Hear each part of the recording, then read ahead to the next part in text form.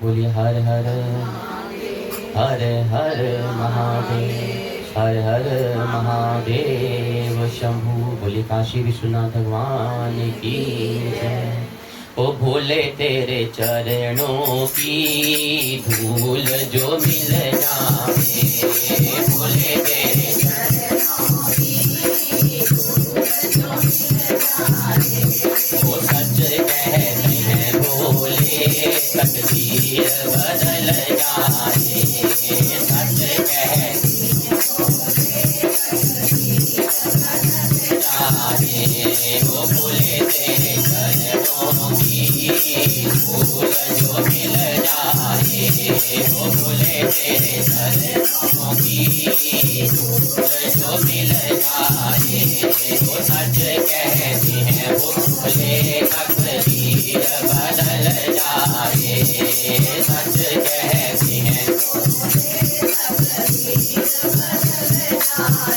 सुनते हैं तेरी रहमत दिन रात बरसती है, सुनते हैं तेरी रहमत दिन रात बरसती है, वो एक दूत जो मिल जाए, एक दूत जो मिल जाए, वो दिल की कलियां खिल जाए, एक दूत जो मिल जाए,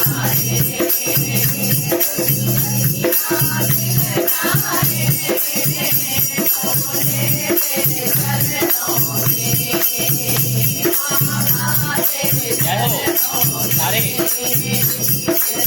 भूल जो मिल जाए, भोले तेरे चरणों की। ओ ये मन बड़ा चंचल है, कैसे तेरा भजन करूं, ये मन बड़ा चंचल है, कैसे तेरा भजन करूं, वो जितना इसे समझाऊं, वो जितना इसे समझाऊं, वो उतना ही बदल जाए, भोले तेरे चरणों की, तेरे चरणों की। ओ कर धूल जो मिल जाए, भोले तू बाबा सच कहता हूँ बाबा, तकदीर बदल जाए, भोले तेरे चरणों की। ओ नजरों से गिराना ना, चाहे जितनी सजा देना, नजरों से गिराना ना, चाहे जितनी सजा देना, वो नजरों से जो गिर जाए, नजरों से जो गिर जाए, वो मुश्किल ही संभल पाए, भोले तेरे चरणों की, बाबा तेरे चरणों की। वो धूल जो मिल जाए, भोले तेरे चरणों की, कर धूल जो मिल जाए, सच कहते हूँ बाबा, तकदीर बदल जाए, भोले तेरे चरणों की। ओ भोले इस जीवन की बस एक तमन्ना है, भोले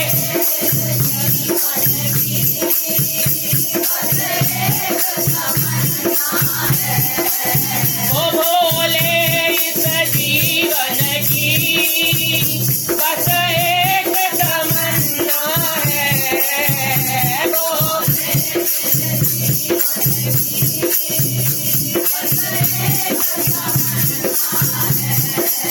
वो तुम सामने हो मेरे, तुम सामने हो रे, ओ मेरा दमनी निकल जाए, ये तुम सामने हो रे, ओ मेरा दमनी निकल जाए, बाबा मेरे चरणों की इधर धूल जो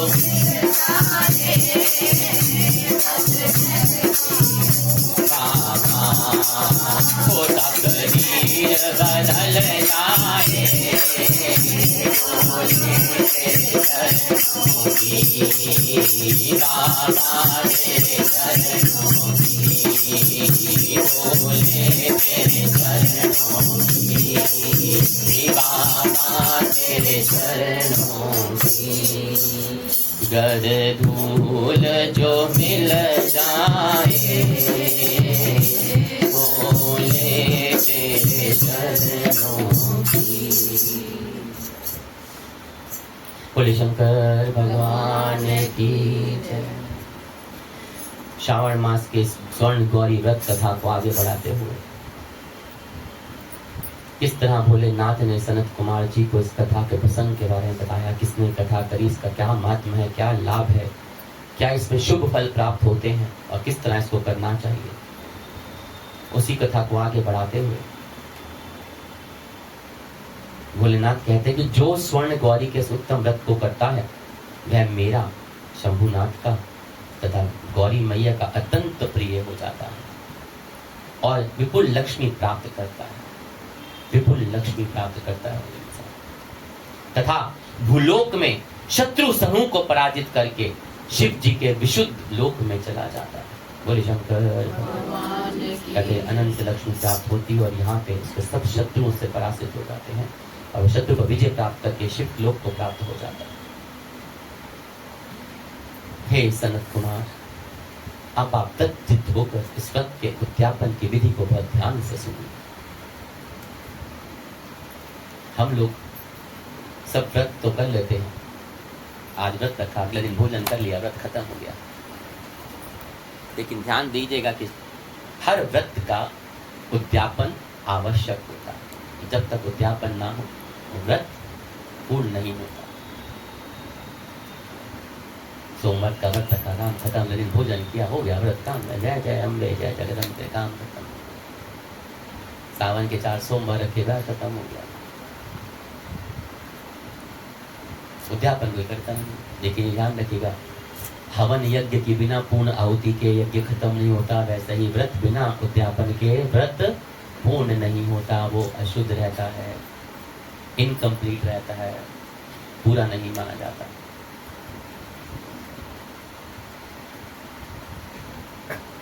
चंद्रमा तथा ताराबल से युक्त शुभ तिथि तथा शुभ वार में एक मंडप बनाकर उसके मध्य में अष्टदल कमल के ऊपर धान्य रख के उस पर कुंभ स्थापित करना चाहिए। पुनः उसके ऊपर 16 पल प्रमाण का बना हुआ एक तिल पूरित ताम्रमय पूर्ण पात्र रखें और उस पर पार्वती शंकर की 2 प्रतिमाओं को स्थापित कर दीजिए प्रेम श्रद्धा भाव से। शिव जी की प्रतिमा श्वेत वर्ण की 2 वस्त्रों तथा शुक्ल वर्ण की यज्ञोपवीत से सुशोभित होनी चाहिए। शिव जी की प्रतिमा श्वेत वर्ण के 2 वस्त्रों से तथा शुक्ल वर्ण के यज्ञोपवीत से सुशोभित होनी चाहिए। उसके बाद विदुक्त मंत्रों से विधि पूर्वक उनकी प्रतिष्ठा करें, भली भांति पूजन करके रात्रि में जागरण करें और अनंतर प्रातःकाल पूजा करने के बाद होम करना चाहिए। सर्वप्रथम ग्रह होम करके प्रधान होम करें। हवन के लिए यव मिश्र तिल धृत से पूर्ण रूप से सशक्त होना चाहिए। 1000 अथवा 100 आहुति डालनी चाहिए। उसके बाद वस्त्र, अलंकार तथा गौ के साथ आचार्य गुरु की पूजा करनी चाहिए और वायान प्रदान करना चाहिए। इसके बाद ब्राह्मण को भोजन कराना चाहिए। साथ ही 16 दंपतियों को भी भोजन कराना चाहिए। बोले शंकर भगवान अपने द्रव्य सामर्थ्य के अनुसार, ये शब्द बार बार आता है, अपने द्रव्य सामर्थ्य के अनुसार उन्हें भूसही दक्षिणा देनी चाहिए। अंत में हर्षोल्लास से युक्त होकर बंधुजनों के साथ स्वयं भी भोजन को ग्रहण करना चाहिए। इस प्रकार इस व्रत का व्यापन करना चाहिए और पूर्ण होता है। बोले शंकर भगवान।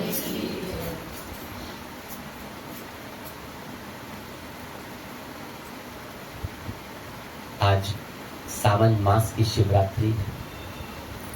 कावड़ियों द्वारा लाया गया जल भगवान शंभू पर अर्पण करने की बेला भी हो चुकी है। शुभ मुहूर्त 3:30 बजे से शुरू। चतुर्दशी का आगमन, तिथि का आगमन हुआ और आज से भोलेनाथ पे जो इतनी यज्ञ परिश्रम करके मेहनत करके नंगे पैर कंधों में चल के जल ग्रहण गंगा जल लाते हैं, भगवान शंकर पे अर्पण किया जा रहा है। कल हम एक मंदिर में गए, हमें बुलाया था उन्होंने, वो बहुत ही परम मित्र भी हैं हमारे और बहुत श्रेष्ठ बहुत अच्छे ब्राह्मण हैं, बहुत ज्ञानी पुरुष हैं। तो कावड़ का भी उनका बहुत बड़ा लगता है। वहाँ जब हम निकल रहे थे तो दर्शन वर्शन हुए, बहुत आमान सम्मान स्वागत किया उन्होंने, उनको बहुत हर्षोल्लास रहा। तो वहाँ एक बड़ी चर्चा हो रही थी बाहर कावड़ के कैंप में, किस चीज़ के लिए वेट हो रहा था। हमने पूछा वहाँ के पुरोहित में क्या हुआ, किस बात का चर्चा हो रही है। कहते गुरुजी एक स्त्री ना कावड़ लेके आ रही है, उसका इंतजार हो रहा है कि वो आएगी तो ये काम करे। एक स्त्री कावड़ लेके आ रही है, उसके लिए आप रुके हुए हो? कहते हाँ। ऐसी क्या कावड़ ला रही है, मेरे को जिज्ञासा उठ गई अंदर। जब पंडाल में खड़ा था, भोलेनाथ के दर्शन करके ज्योत भजन संध्या चल रही थी, वहाँ पे अंदर आसन से कहा कि आप मेरा भाभी हुआ, ये दर्शन दिया, ये सबको आशीर्वाद दे के आइए। कहते हैं वो स्त्री ना कावड़ गंगा जल में लेके आ रही है और कावड़ ही बड़ी विलक्षण विचित्र है। अच्छा क्या?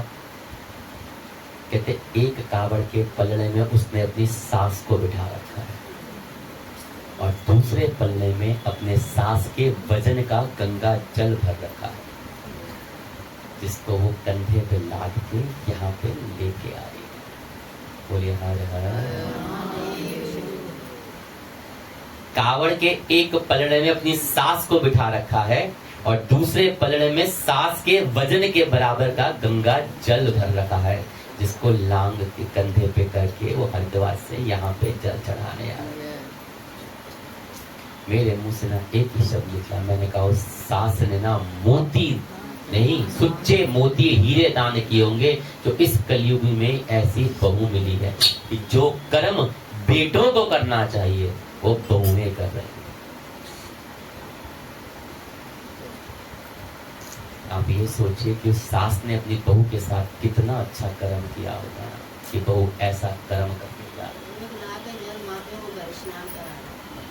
कावड़ में स्नान कराने, कावड़ में सास को बिठा के, माँ को भी नहीं, सास को बिठा के बहू चल लेके आ। लोग बहू की तारीफ कर रहे थे, मैं कहता हूँ ना, उस सास ने पता नहीं हीरे मोती दान किए होंगे जो ऐसी बहू मिली, और इस जन्म में भी उस बहू को कैसे रखा होगा जो बहू ने ऐसा कर्म किया। लोग कहते हैं कि बहुएं ना बेटियां नहीं बनती। मेरा उन सब को एक ही होता है, क्या तुम माँ बनी हो? अगर बेटी की उम्मीद रखते हो तो पहले माँ बनो।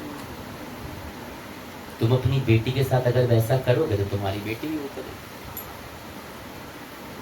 बेटी तुम्हें 4 गालियां निकाल दे, गुस्सा कर दे, तुम ना कोई बात नहीं, बेटी है। बहू एक जरा सा कुछ बोल दे, वहीं बस हो गया कलेश। पहले तुम माँ तो बन सको। जब तक तुम माँ नहीं बनोगी वो बेटी कैसे बन जाएगी? तुम तो सास बन के बेटी चाहती हो।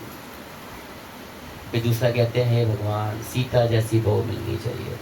अब तो है ही नहीं सीता जैसी बहू। अरे तुमने राम पैदा किया, सीता तभी आएगी जब राम आएगा। तुम कौशल्या बनी, तुम तो कैकई भी ना बन पा रही, कौशल्या तो बड़ी दूर की बात है। कैसे भी उम्मीद कर सकते? दूसरों से उम्मीद करनी बड़ी आसान होती है, लेकिन पहले उस पे देखो कि क्या हम उसके हैं, हम जो उम्मीद कर रहे हैं।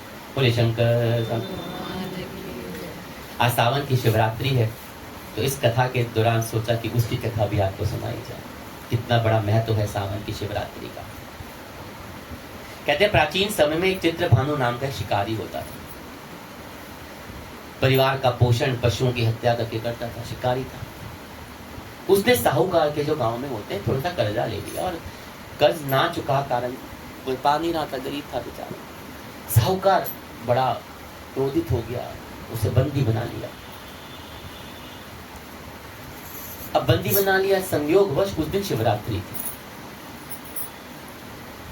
बंदी रहते हुए शिकारी ने शिव संबंधी धार्मिक बातें सुनी, और वहीं शिवरात्रि का व्रत की कथा भी सुन ली। बंदी था तो अंदर चल रही होगी, सुन ली। सौभाग्य था, भाग्यशाली था, या तो प्रभु कृपा। शाम को साहूकार ने उसे बुलाया और पूछा कि कर्ज कब तक चुका दोगे भाई? शिकारी ने कहा अगले दिन चुकाने का वादा किया। एक दिन वादा। शिकारी ने कहा ठीक है तुम जाओ। अब उसके बाद वो छूट गया, वादा पूरा करता, जंगल में चला गया शिकार करने के लिए।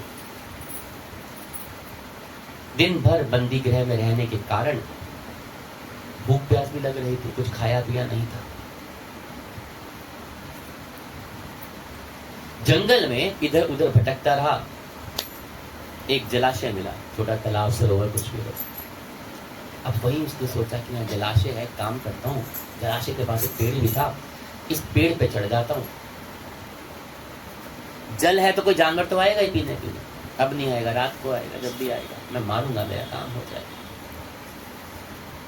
अब चढ़ने से पहले वो अपने पास जो होती थी उनके पास जल भरने की, उसमें थोड़ा जल भर के ले गया कि जल पीने के काम आएगा। वो कब कहता जल पी लूंगा। अब शिकारी जो वहीं बैठा रहा। अब भाग्य कहिए, सौभाग्य कहिए, प्रभु कृपा के जिस पेड़ पे चढ़ा था वो बेल का पेड़ था, बेलपत्र का पेड़ था। और उससे भी सौभाग्य कहिए, पेड़ के नीचे एक शिवलिंग था। वो शिवलिंग जो था वो बेल पत्तों से ढका हुआ था, गिर भी होंगे ऊपर से था, वो जंगल है, इसलिए उसे दिखाई भी नहीं दिया। भूख प्यास से बेचैन था, शिवरात्रि का दिन था उस दिन। थका हुआ सा वो मचान पे चढ़ गया, जाके बैठ गया। अब मचान बना रहा था, ऊपर बैठने जगह तो ना आएगा ना। अब वो लकड़ियां तोड़ रहा था, पेड़ की कुछ टहनियां तोड़ रहा था। कुछ टहनियां जो है शिवलिंग के ऊपर जाके गिर गई।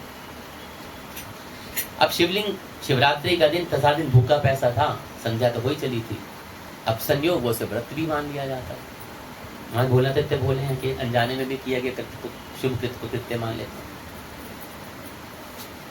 अब वो जब टहनियां तोड़ रहा था तो टहनियां तोड़ते तोड़ते उसके कुछ बेल पत्रे टूटे और बोले शंकर भगवान। अनजाने में ही सही शिवरात्रि का व्रत भी हो गया और बेल पत्र शिवलिंग पे चढ़ गए। पहला पहर रात्रि का बीत गया था। एक पहर जब बीतना तो उसके बाद एक गर्भनी हिरनी जैसी जो गर्भ से थी उस तालाब के किनारे पानी पीने के लिए पहुंची। अब शिकारी ने उसे मारने के धनुष उठाया और संयोग से उसके हाथ से जैसे धनुष उठाने लगा, कुछ पत्ते टूटे और कुछ जल की बूंदे उस जो भरा था छलक के नीचे शिवलिंग पे चढ़ गए। वैसे शिवरात्रि की पूजा करी जाए तो रात को होती है, रात के 4 पहर में होती है। आजकल तो लोग दिन में जाते हैं, जल चढ़ाते हैं, जल बाबा बाबा हम चले, तू सोता रहिए कल। अब उसी रात की पहली जो पूजा थी अनजाने में ही सही, उससे प्रथम पहर की पूजा संपन्न हो गई। बोलिए शंकर भगवान की जय।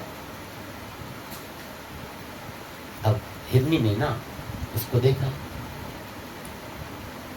उससे बोलती है कि देख मैं गर्भ से हूं, शीघ्र मेरा प्रसव होने वाला है, मैं वादा करती हूँ कि बच्चे को जन्म देके मैं तेरे पास आ जाऊंगी, मुझे तू अब मुझे मार लियो, मैं वचन देती हूँ। अब भोलेनाथ की कृपा कहिए, पूजा का कहर कहिए, शिवरात्रि का महत्व कहिए, उसके दिल में दया जाकर इसने जाने दी। चलिए कुछ देर बाद एक दूसरी हिरणी यहाँ पे आ गई। अब शिकारी ने उसे देखा, फिर से धनुष उठाया और बाण चढ़ा दिया। जैसे ही वो धनुष लगे, बाण लगा, उसका हाथ लगा, धनुष लगा, वो फिर से कुछ छड़े हिले, मचान पर उठाई, बेल पत्ते टूटे, नीचे गिरे और वो जहाँ जल भरा हुआ था वो छलका और नीचे शिवलिंग में चढ़ गया। दूसरे पहर की पूजा भी पूरी हुई। बोलिए हर हर महादेव। अब हिरणी ने शिकारी को देख लिया और उससे निवेदन करने लगी कि देख, मैं अभी थोड़ी देर पहले अपने पहले ऋतु से निवृत्त हुई हूं। ऋतु समझते हैं ना? ऋतु मतलब होता है जो औरत को महीना होता है। तो कहते हैं, मैं पहले ऋतु से निवृत्त हुई हूं और मैं अपने प्रिय को तलाश कर रही हूं। वचन देती हूं कि अपने पति से मिलकर मैं शीघ्र वापस आ जाऊं, क्योंकि ऋतु काल के बाद शास्त्र कहते हैं कि पत्नी को पति के साथ संसर्ग अवश्य होता है। जानवरों में आज भी है, वैसे नहीं, आदमी तो अपने संस्कार ही भूल गया है सारे। तो तब मुझे मार लिया। शिकारी के दिल में दोपहर की पूजा हो चुकी थी, शिवरात्रि का व्रत जाने अनजाने हो गया था, दिल पसीज गया, जाने दिया, समझता था इस बात को। पहले के लोग इस बात को मानते थे, जानते। अब रात्रि का तीसरा पहर आने लगा। जैसे तीसरा पहर हुआ, एक हिरणी जो थी अपने बच्चों के साथ वहां पे आ गई। शिकारी ने जैसे ही उसे मारने के लिए धनुष तीर पर चढ़ाया, फिर से बेलपत्र हिले, मचान हिली, ऐसे खींच रहा था, बेलपत्र टूटे और जल जो था वो लुढ़क के सारा शिवलिंग पे चल गया। अब हिरणी ने देख लिया, वो बोली, ऐसा कर, तू मुझे मार ले, मेरे बच्चों छोटे हैं, मुझे इतनी मोहलत दे कि इन बच्चों को मैं इनके पिता को सौंपा, और वचन देती हूँ मैं आ जाऊंगी, तू मुझे तब मार लियो। 3 पहर की पूजा तो हो ही चुकी थी, भोलेनाथ की कृपा से मन, उसने कहा ठीक है तू जा। अब 3 शिकार हाथ से निकल गए तो शिकारी ना बहुत परेशान हो गया, पेड़ पे बैठा हुआ, मन विचलित हो रहा था कि 3 पहर निकल गए, तीनों शिकार चले गए, जाने दिया, आएंगे नहीं आएंगे क्या पता किसको। अब बैठे क्या कर रहा है, पत्ते तोड़ रहा है, नीचे डाल रहा है, पत्ते तोड़ रहा है, नीचे डाल रहा है, पत्ते तोड़ रहा है, नीचे डाल रहा है। मन बेचैन था ना, परेशान तो कुछ भी करना चाहता ना आप लोग। अब मिश्रित मन था, एक एक पत्ता तोड़ता जा रहा है, बेल पत्ते को डालता रहा है, देखा ही नहीं कि बेल पत्ता नीचे शिवलिंग, उस पत्ते तोड़ रहा है, पेड़ पे डालने जा रहा है, और इसी तरह करता जाते उसके तीसरे पहर की पूजा भी संपूर्ण बेल पर चढ़ाते हुए संपन्न हो गई। सुबह होने को थी, एक हिरण दिख गया उस रास्ते में आता हुआ। शिकारी ने सोचा ये कुछ हो जाए, कुछ भी हो, इसको नहीं जाने दूंगा, इसका नहीं सुनूंगा, और इसको तो मैं लेके ही जाऊंगा। शिकारी ने मृग को देखा, मृग ने शिकारी को देखा, हिरण ने। हिरण कहता है कि तुमने मुझसे पहले आने वाले 3 हिरनियों को और उनके बच्चों को मार डाला है, तो मुझे भी शीघ्र मार दो।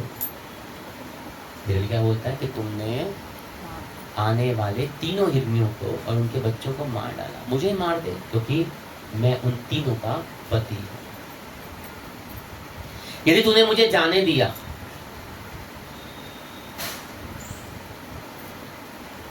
और अगर तूने उन सबको जाने दिया है, तो मुझे भी कुछ टाइम के लिए जीवन दान दे दो।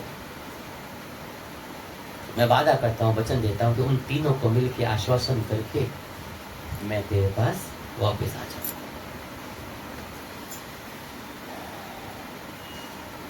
शिकारी के दिल में पता नहीं क्या आया, कहाँ सोचा जाने दूंगा, उसको जाने दिया। जाने अनजाने में ही सही, लेकिन शिकारी के द्वारा व्रत भी हो गया, रात्रि का जागरण भी हो गया,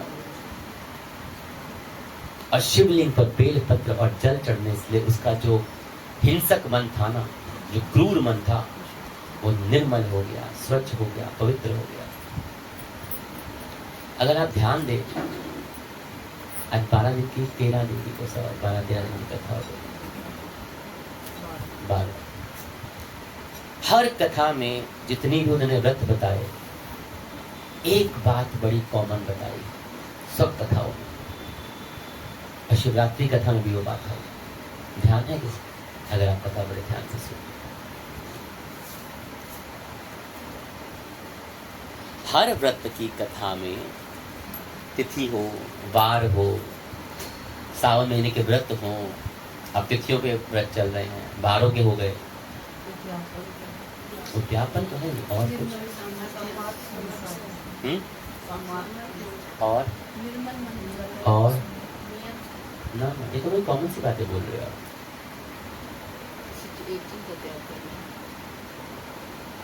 अभी बोला है ना, ना रात्रि जागरण। आप लोगों ध्यान नहीं देते। सावन मास के हर व्रत हो, नियम हो, तिथि का व्रत हो, सावन मास के व्रत हो, वारों के व्रत हो, शिवरात्रि का व्रत हो, एक ही चीज चल रही है, उद्यापन के समय रात्रि जागरण, क्योंकि यही असली होता है। वहां पर जरूर करते हैं, पता तो सबको ही होगा, मंदिरों में होता है शिवरात्रि के दिन सारी असली पूजा करती रात को। अब किसी को कहो ना आ जाओ रात को, नींद आ रही है, कुत्ते पहनेंगे पीछे।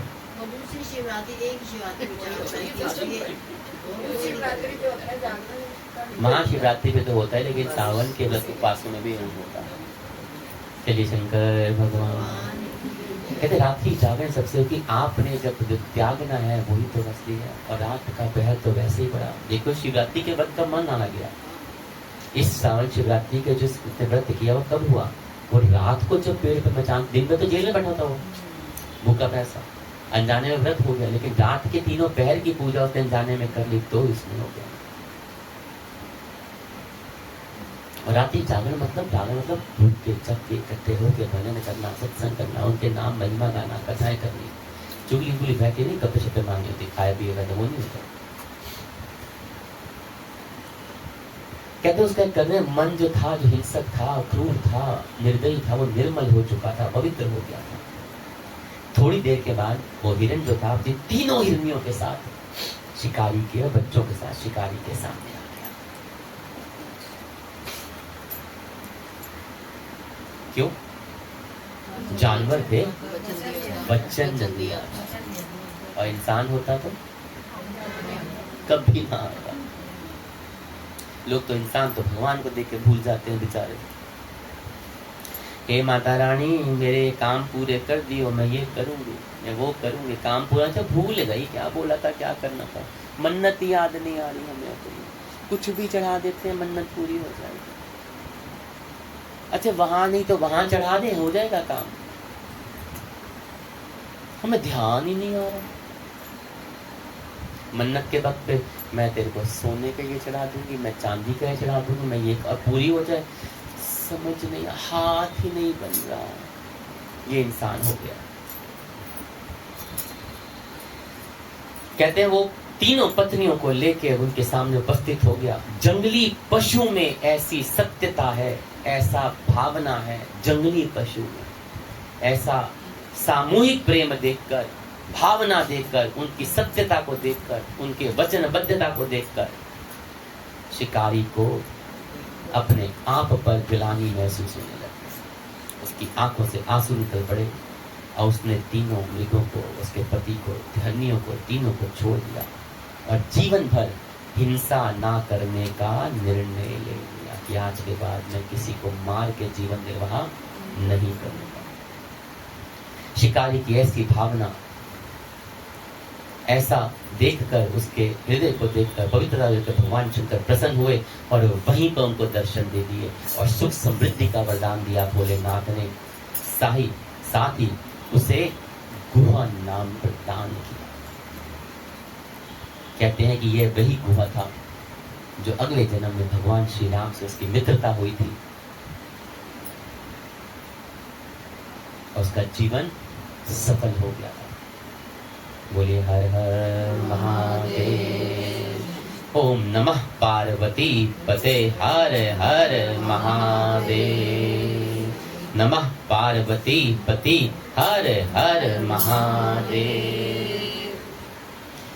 उधर शंकर भगवान संत कुमार जी के बीच में चल रहा वो वार्तालाप उद्यापन विधि को पूर्ण बताते हुए कहते हैं कि था मिश्र धैर्य तृप्त से पूर्ण रूप से सशक्त होकर आहुतियां करिए, आचार्य गुरु को पूजन कीजिए, उनको वस्त्र अलंकार गौ का प्रदान कीजिए, दक्षिणा दीजिए, वायान प्रदान कीजिए, उनका वायन प्रदान कीजिए और उनका आशीर्वाद दीजिए। इस प्रकार ब्राह्मण को भोजन कराइए, 16 दंपतियों को भोजन कराइए और अपने सामर्थ्य के अनुसार उन्हें भू से ही परीक्षा लेनी चाहिए और हर्षोल्लास से युक्त होकर बंधुजनों के साथ स्वयं भोजन करना चाहिए। और इसी प्रकार स्कंद पुराण में जो वर्णन किया गया है ईश्वर का, ये जगत गुरु जगत पिता देवादिदेव महादेव और सनत कुमार जी संवाद जो भी चल रहा है, जो सूत जी बड़े प्रेम से सुना रहे हैं।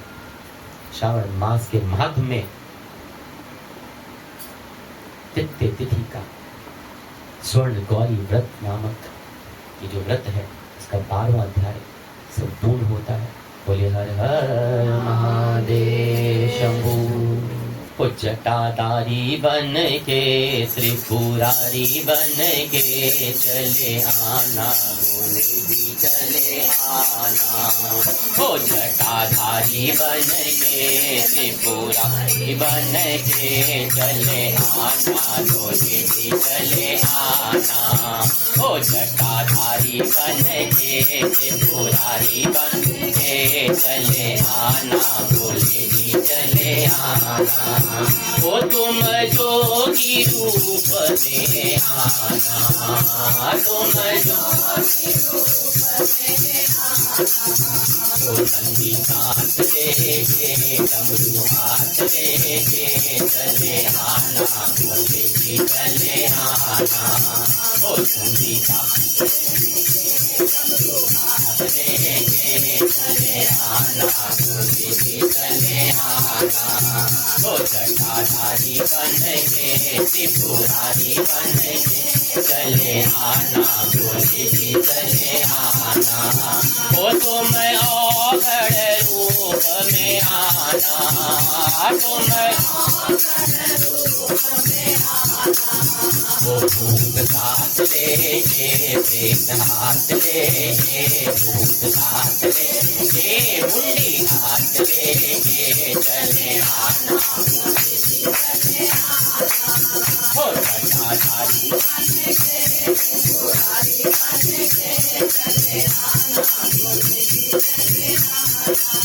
वो तुम भंगिया रूप में आना, तुम वो झोला हाथ लेके भंग हाथ लेके, झोला हाथ लेके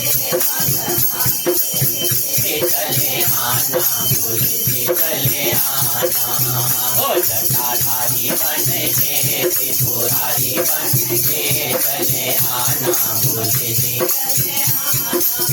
ओ तुम मोहिनी रूप में आना, तुम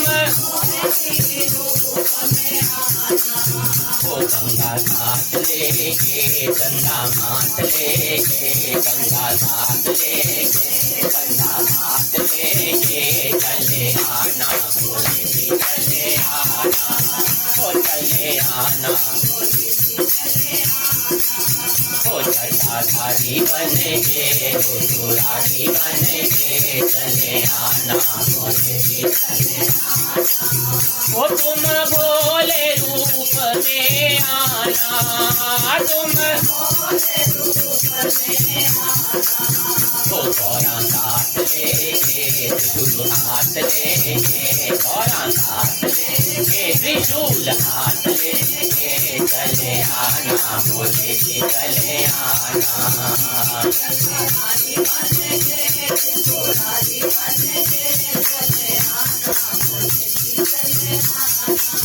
ओ जटाधारी बन के त्रिशूलधारी बन के चले आना भोले जी चले आना। ओ जटाधारी बन के त्रिशूलधारी बन के चले आना भोले जी चले आना। ओ चले आना भोले जी चले आना। ओ चले आना भोले जी चले आना। शंकर भगवान की जय। हर हर महादेव, हर हर महादेव, हर हर महादेव शंभू। बोले काशी विश्वनाथ भगवान की जय। इसी के साथ आज 12वें अध्याय की कथा संपूर्ण होती है। भगवान भोलेनाथ की कृपा हम सब पे बनी रहे, बरसती रहे। बोले काशी विश्वनाथ भगवान की जय।